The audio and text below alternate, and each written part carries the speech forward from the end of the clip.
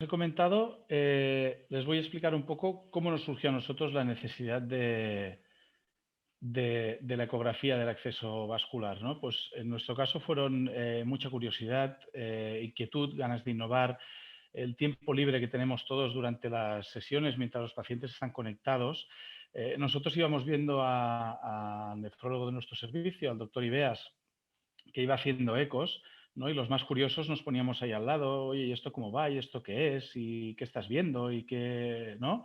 Entonces, eso nos iba creando una inquietud y unas ganas de aprenderlo, ¿no? Que se fue materializando poco a poco. Entonces, cuando nosotros vimos la enorme utilidad que podía tener eso para nosotros en la sala, entonces decidimos de hacer algo para poder llevarlo a cabo. Entonces, ¿qué es lo que hicimos nosotros? Pues en nuestro caso, en el hospital, nuestra unidad se diseñó un programa de validación interna dentro de un estudio científico que se pasó por el Comité de Ética e Investigación del hospital y que constaba de varias fases.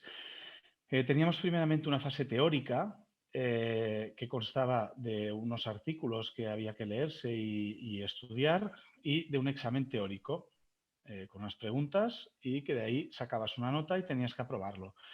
Luego teníamos una fase práctica que lo que hacíamos en nuestras horas libres y en nuestros días libres íbamos a la consulta externa de la monitorización de las fístulas con el doctor Ibeas y el cirujano vascular y allí pues nosotros aprendíamos a hacer ecos, veíamos cómo se hacían las ecos. ¿De acuerdo? Una vez tuvimos esta formación práctica, teníamos que acreditar 50 ecografías de fístulas revisadas y acreditadas por un nefrólogo, un cirujano vascular y un radiólogo. ¿De acuerdo? Una vez hecho todo esto, nos hacían un examen práctico entre el nefrólogo, el cirujano vascular y el radiólogo. ¿De acuerdo? Y una vez hecho esto, a trabajar, ¿no? Esto es como el ir en bici, no lo puedes dejar. Y una vez has aprendido, es solo irlo practicando.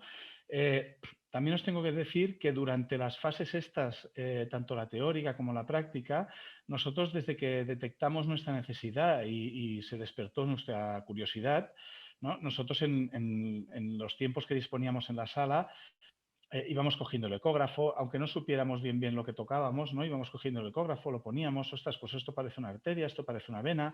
Bueno, íbamos practicando y esto también nos ayudó a adquirir manejo, ¿de acuerdo? Entonces, la ecografía en la gestión del acceso vascular tiene varias utilidades. Una es antes de la cirugía, en el mapeo prequirúrgico, otras después de la cirugía, en cuanto al seguimiento de la maduración y la detección de patología. En fístulas y hamaduras, como os explicaré luego, en primeras funciones, función ecoguiada, monitorizaciones del acceso y asesoramiento en el caso de incidencias. Entonces, la ecografía, ¿qué es? Es una técnica no invasiva, no es dolorosa. Podemos obtener de ella información morfológica y funcional de la repercusión hemodinámica. Es una técnica de bajo coste, una vez tienes los medios necesarios, y como requerimientos solo consta de un ecógrafo con Doppler color, un transductor lineal de alta frecuencia y alguien que lo sepa usar. ¿De acuerdo? Entonces, ¿qué tenemos publicado de la ecografía? En este artículo, como podéis ver, permite monitorizar el acceso mediante la determinación del flujo con el diagnóstico etiológico de la patología en el mismo momento in situ, podemos detectar qué es lo que le pasa a esa fístula y así agilizar un poco la solución del problema. ¿De acuerdo? Entonces, aunque no existe evidencia de su utilidad para aumentar la supervivencia del acceso, tampoco hay evidencia en contra, con lo cual podemos aconsejar su uso. Puede permitir al nefrólogo o a enfermería tomar decisiones desde la cabecera del paciente, evitando pruebas agresivas en las decisiones conservadoras o demoras en las decisiones que implican un tratamiento precoz. Entonces, ¿qué podemos hacer? Tenemos el estudio morfológico, como os he comentado, que podemos hacer un recorrido anatómico, arteria, anastomosis, vena, hasta subclavia. Podemos hacer mediciones de calibre, de profundidad, disposición de los vasos, podemos ver las estenosis, el tanto por ciento de reducción de la luz, podemos detectar trombosis, podemos ver masas y colecciones, hematomas, abscesos, dilataciones venosas, pseudoaneurismas, seromas, podemos ver si una fístula tiene robo, Podemos detectar anomalías anatómicas. Como podéis ver, el uso es amplísimo. Podemos detectar multitud de cosas. Aquí, por ejemplo, podéis ver una imagen que vemos una estenosis moderada. Aquí podemos ver una trombosis. Aquí podemos ver un hematoma. Aquí podemos ver un pseudoaneurisma, que se ve perfecto el cuello del pseudo. Aquí vemos un trombo fresco, ¿vale? Y aquí podemos ver un absceso, ¿de acuerdo? Fijaros la multitud de cosas que podemos ver con el ecógrafo. Entonces, ¿qué podemos hacer? Un estudio funcional. El estudio funcional nos determinará el flujo. El flujo es el mejor predictivo de la disfunción. En los injertos nos permiten medir el flujo en toda la longitud del acceso. Podemos medirlo tanto en la arteria humeral como en el injerto propio. En la fístula podemos medir los flujos en vena y arteria. Solo recordar que el flujo del acceso hay que medirlo en la arteria. Sí que nos posibilita medir el flujo en la vena, pero en estos casos lo que haríamos sería para elegir el mejor vaso para hacerlo funcionar de arteria con la máquina, ¿de acuerdo? No para determinar el flujo del acceso. Como podéis ver aquí, en la medición en la vena es difícil por las curvas, por las bifurcaciones, por la variación de diámetro que tiene y por las turbulencias que se generan en ellas. ¿Es una ventaja para guiarla en la punción eficaz? Sí, como os he comentado, podemos medir el flujo en dos vasos que dudemos cuál tiene más flujo para colocar la aguja arterial, y en aquel que tenga más flujo podemos colocar la aguja arterial, con lo cual sí que presenta ventajas para guiar una punción eficaz. En la arteria, ¿qué nos permite? Pues como que os he comentado, medición del flujo, y mediante la forma de onda Doppler ya podemos detectar si esta fístula está bien o está mal, si es una onda de alta resistencia o baja resistencia. Aquí veis, por ejemplo, una estenosis con el diámetro preestenótico y intraestenótico, ¿de acuerdo? En este caso es de un 68%. Aquí vemos el aliasing y aquí una determinación de flujo, ¿de acuerdo? Entonces, ¿qué dicen las guías? Pues en nuestro caso, en la guía española, en cuanto a la monitorización y vigilancia del acceso, nos habla de las pruebas de imagen, ¿de acuerdo? Y nos habla de la monitorización del acceso mediante ecografía Doppler. Fijaros aquí, cuando habla de la ecografía Doppler, se recomienda indistintamente utilizar tanto la ecografía Doppler como los métodos de cribado dilucionales para evaluar la función del acceso vascular, ya que presentan un rendimiento equivalente en cuanto a la determinación del flujo. Como veis, se recomienda la ecografía Doppler como exploración de imagen de primera elección, siempre en manos de un explorador experimentado, ¿de acuerdo? Y sin necesidad de fistulografía confirmatoria. ¿Por qué he marcado explorador experimentado? Porque aquí habla de explorador experimentado, no habla de qué profesional debe hacerla. Simplemente habla de un explorador experimentado. Puede ser un nefrólogo, puede ser un cirujano vascular, un radiólogo o puede ser un enfermero, ¿por qué no? Si es un explorador experimentado. ¿De acuerdo? Entonces, aquí vemos un paciente, una ecografía, un paciente de diálisis con una ecografía pie de cama y una determinación de un flujo. ¿De acuerdo? Entonces, en cuanto a enfermería, ecografía y acceso vascular, ¿qué he publicado? Pues la verdad es que hay poca evidencia, no hay mucha cosa publicada. Sí que he publicado mucho en cuanto a midlines y PICS, y últimamente está muy en boga el concepto de POCUS, Point of Care Ultrasound, ¿no? Que es la ecografía a pie de cama, a pie de paciente, que es lo que hacemos nosotros en las salas de hemodiálisis. Yo desde aquí, dado que hay poco publicado en cuanto al uso de la ecografía por enfermería, os animo a todos a publicar, a hacer estudios y a publicar artículos de esto que nos faltan. La verdad es que no hay mucha cosa publicada. En cuanto a lo publicado, pues os voy a enseñar unos cuantos artículos de los que hay. Este, por ejemplo, de Mónica Schock, describe la utilidad de la ecografía Doppler a pie de paciente, sus virtudes y la constata como una herramienta de futuro. Ver que está publicado hace 6 años ya, es de 2015. Esta es de Rosa Martí Corena, supongo que la conocéis, es una canadiense que ha publicado mucho del acceso vascular. Entonces, ella lo que considera es que los que usan la ecografía por primeras veces en esta tecnología consideran que para obtener las competencias necesarias tendrían que hacerse unas 500 punciones ecoguiadas, 500, para conseguir las competencias necesarias. Son muchísimas, ¿eh? Pero eso es lo que les da un alto nivel a la hora de funcionar el acceso mediante ecografía. ¿Qué más tenemos? Aquí en este artículo también de Martí Corena, que es una de las personas que más tiene publicado, nos habla de la evaluación ecográfica de la posición de la aguja dentro del vaso durante la hemodiálisis y nos habla de lo que se encuentra, ¿no? de lo que encuentran cuando hacen estas ecografías, pues que la aguja está tocando pared, que se está moviendo, que está colapsando, ¿de acuerdo? En este estudio nos habla de todo esto. En este también nos habla de lo que os he comentado del concepto de POCUS, ¿vale? En este caso es también de Mónica Soc y lo que hace es compararnos la punción ecoguiada con la canulación estándar en la sala de hemodiálisis, ¿de acuerdo? Hacer un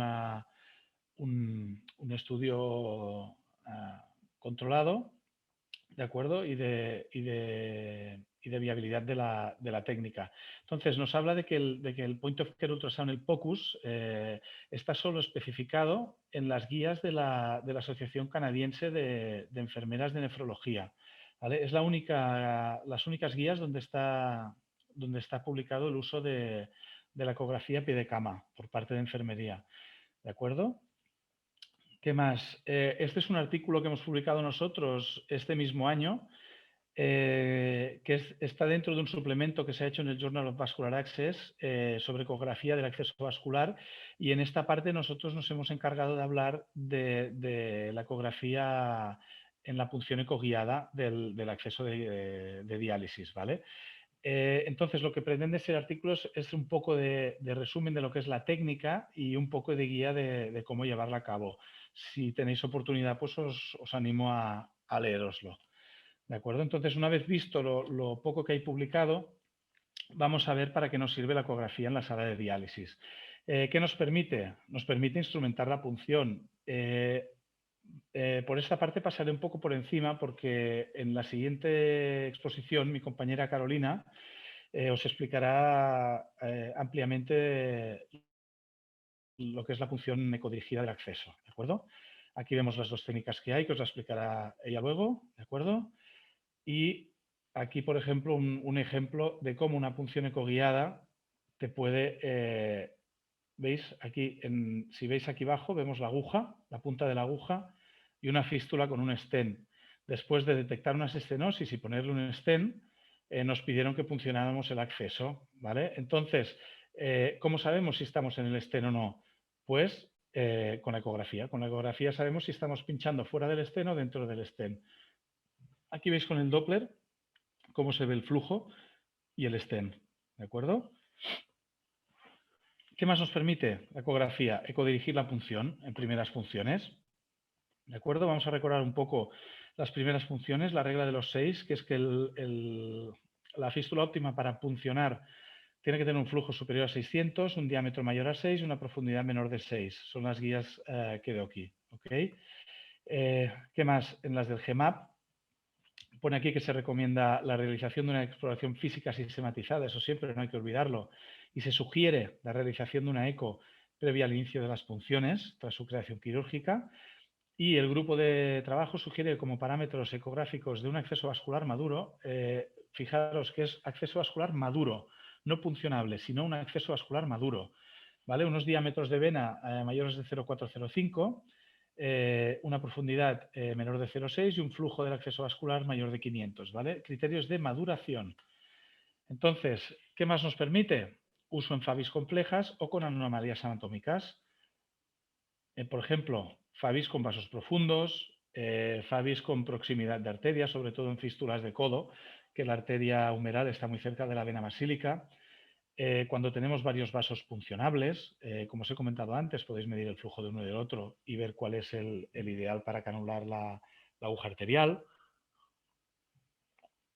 Nos permite hacer las mediciones estas de flujo, nos permite calcular distancias entre vasos, nos permite calcular profundidades, nos permite calcular diámetros, ¿de acuerdo? Nos puede servir en fístulas con tramo corto puncionable, en fístulas con presencia de stents, como os he enseñado antes, y, por ejemplo, en fístulas con dispositivos de ayuda a la punción, como puede ser lo que usábamos antiguamente, el fístulas con el B-Wing. Entonces, ¿qué más? Uso en fístulas patológicas. Pensar que si nosotros en una fístula sabemos lo que hay debajo y sabemos dónde está la patología, esto nos puede permitir saltarnos esa patología y poder pinchar la fístula para poder pasar la sesión y luego repararla. ¿De acuerdo? Vamos a recordar un poco las características de la estenosis. Es una onda de alta resistencia, la presencia de una onda de alta resistencia, un índice de resistencia mayor a 0,6 y la presencia del aliasing, que es el pixelado heterogéneo que vemos con el Doppler color cuando hay un aumento de velocidades. Aquí vemos una onda Doppler de alta resistencia típica, que es o de una arteria o de una fístula que está mal, que está parada. ¿Vale? Aquí vemos el fenómeno del aliasing, que es lo que os he comentado, que es este pixelado que vemos aquí, que se forma en zonas donde las velocidades son elevadísimas. ¿De acuerdo? Entonces, las guías españolas, ¿qué consideran como estenosis significativa? Pues tienen que tener dos criterios principales y como mínimo uno de los criterios adicionales. ¿De acuerdo?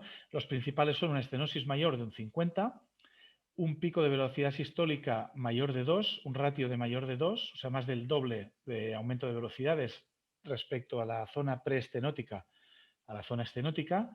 Y luego, como criterios adicionales, tenemos o un diámetro residual menor de 2, un flujo residual menor de 500 en una nativa o menor de 600 en una protésica, o una disminución de flujo mayor de un 25% si estamos hablando de flujos de más de 1000 mililitros por minuto. ¿Qué más nos permite la ecografía en la sala de diálisis? Pues despistar patología. ¿Vale? Acordaros, no es función de enfermería diagnosticar. Nosotros no tenemos que diagnosticar, no estamos aquí para diagnosticar, pero sí podemos despistar patología, podemos reconocer la patología y despistarla. Por ejemplo, detectáis cualquier cosa, se comenta con el médico, con el nefrólogo, con el cirujano, con quien sea, y oye, que he visto esto, pero acordaros, no es nuestra función diagnosticar. Sí que podemos reconocer patología, pero no diagnosticar. ¿De acuerdo? Entonces, ¿qué patologías más comunes nos podemos encontrar? Pues trombosis, como os he enseñado antes alguna imagen, tanto parciales como totales. Podemos ver estenosis, podemos ver hematomas, podemos ver abscesos, podemos ver seromas, pseudoneurismas, robos. Pensar que viendo toda esta patología, nosotros podemos funcionar un acceso patológico para salvar la sesión y luego hacer lo que haya que hacer con él. Pero mediante la ecografía nos permitirá salvar ese día las funciones. Y como os señalo aquí en la flecha, el reconocimiento de toda esta patología nos lleva a la toma de decisiones a pie de cama, considerando nosotros esta fístula como apta para punción o no apta para punción. ¿De acuerdo? Evidentemente nosotros si detectamos una trombosis importante y vemos que tiene un flujo de 200, esa fístula no es apta. Entonces ya no intentaremos ni pincharla. Avisaremos al médico y se remitirá al paciente donde hay que remitirlo para solucionar el problema. ¿De acuerdo? Pero acordaros, no es diagnóstico, pero sí reconocimiento y despistaje de patología para poder tomar las decisiones a pie de cama que correspondan. ¿De acuerdo? ¿Qué más nos permite? Nos permite elegir la técnica de punción a utilizar. Acordaros, si vemos que tenemos un tramo de punción corto, podemos elegir la mejor técnica para usar. Acordaros que hay tres técnicas, que es la técnica de área, la técnica en escalera y la técnica de baton hall. El área está totalmente desaconsejada en todas las guías, como seguramente sabréis. Nos quedan la escalera y el baton hall. Entonces, dependiendo de la exploración que tengamos, morfológicamente, ¿qué veremos? Podemos ver el tramo puncionable, podemos ver la profundidad del vaso, el diámetro, las estructuras próximas y con la ecografía también podemos monitorizar los túneles del baton hall cuando usamos la técnica. ¿De acuerdo? Con la ecografía podemos ver si ese túnel está bien, si no está bien, si entra perpendicular, si entra lateralizado. ¿Vale? Y eso nos puede ayudar mucho a la hora de canular. Y a nivel funcional, lo que nos va a determinar la elección de la técnica también es el flujo. ¿De acuerdo? La determinación del flujo nos ayudará también mucho a saber la elección de la técnica y si se puede utilizar o no. Vamos más adelante. ¿Qué nos permite también? Monitorizar el flujo, como os he comentado antes. En cuanto a la monitorización del flujo, ya hemos comentado que no hay diferencias en estudios comparativos con técnicas dilucionales. Es una técnica no invasiva para medir el flujo. Nos permite hacerle un seguimiento al acceso, tanto prehemodiálisis en cuanto a la maduración del acceso, como una vez ya están en diálisis. Y aparte de la información funcional, que es la del flujo, nos añade información morfológica y la capacidad diagnóstica que hemos comentado antes de despistar toda esa patología que nos podamos encontrar en ese acceso. ¿De acuerdo? Y por qué no, también la ecografía en la sala de diálisis nos permitiría a enfermería un seguimiento y una vigilancia periódica del acceso. En nuestro caso no lo hacemos así, la usamos cuando la necesitamos, pero también podría hacerse un seguimiento y una vigilancia del acceso en la sala.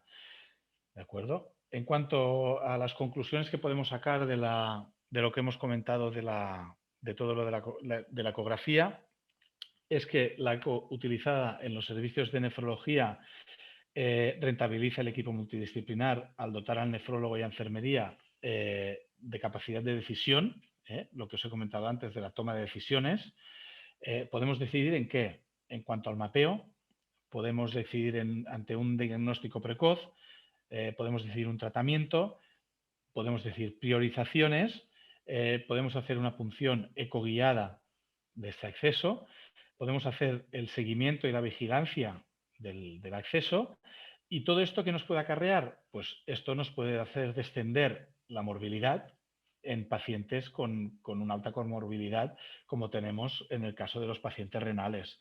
Entonces, la ecografía debería, y en nuestro caso debe, formar parte del armamentario de los servicios de nefrología e incluir su aprendizaje, el aprendizaje en el uso del ecógrafo mediante un programa protocolizado dependiendo de cada centro, en los planes de formación tanto de la especialidad de nefrología para los médicos y para las nuevas incorporaciones del personal de enfermería.